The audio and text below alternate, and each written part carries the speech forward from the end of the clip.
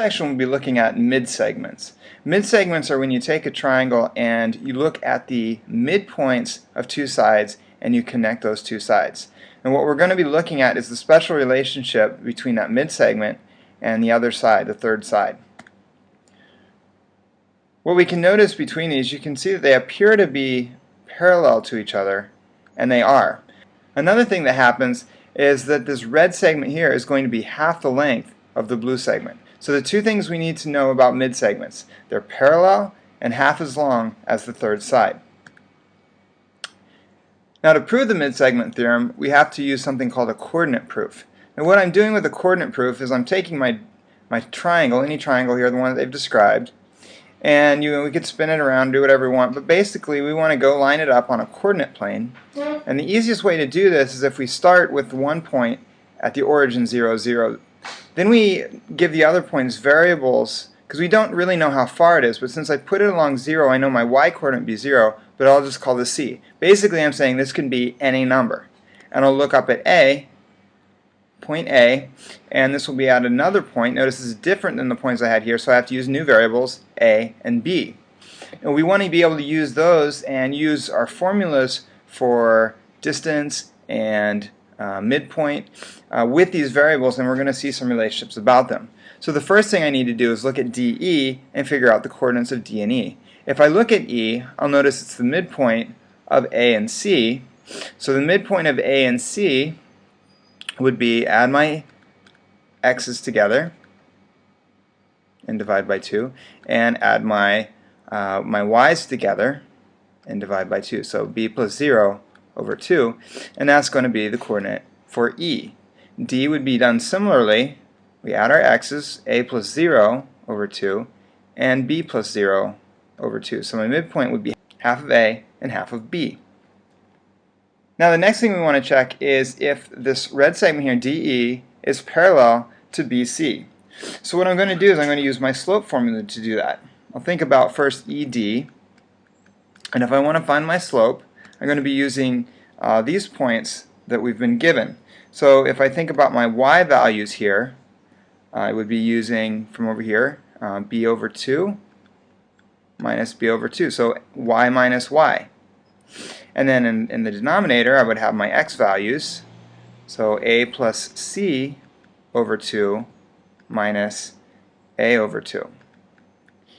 Now notice how this simplifies.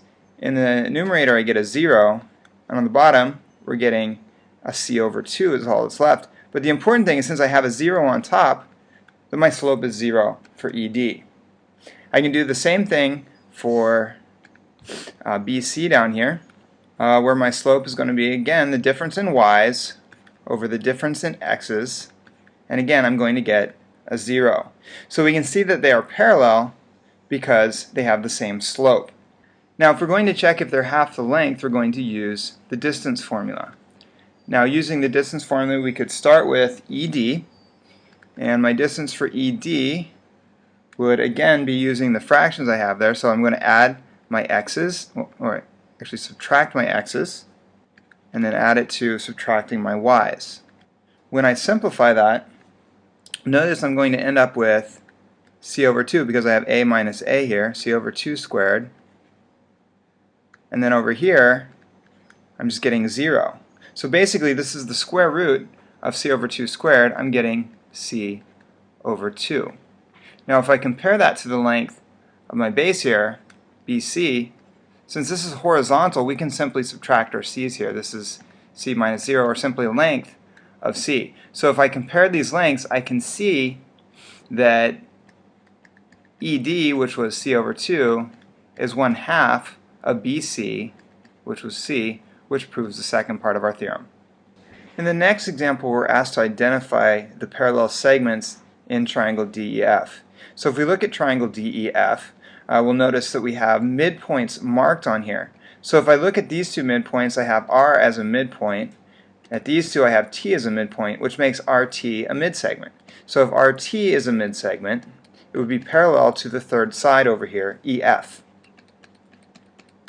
Similarly, we could look at RS, which is also connecting two midpoints, and that would be parallel to DF.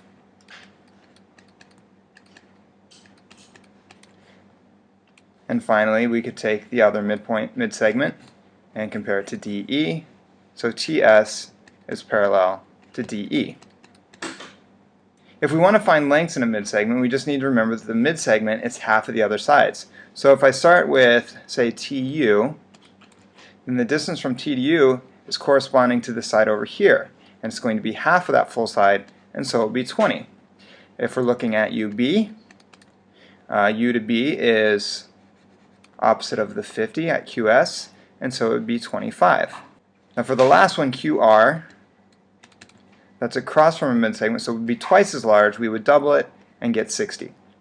Now these can also be used in indirect measurement. Say we have something that we can't walk over to measure, but we could create a triangle by choosing 3 points around it. If we know the midpoints then of these two sides, we could find the length of this mid-segment, the length across the pond or lake in this case, by comparing it to this side over here. So my length CD is going to be equal to half of that 2640, which is going to give me 1,320 feet.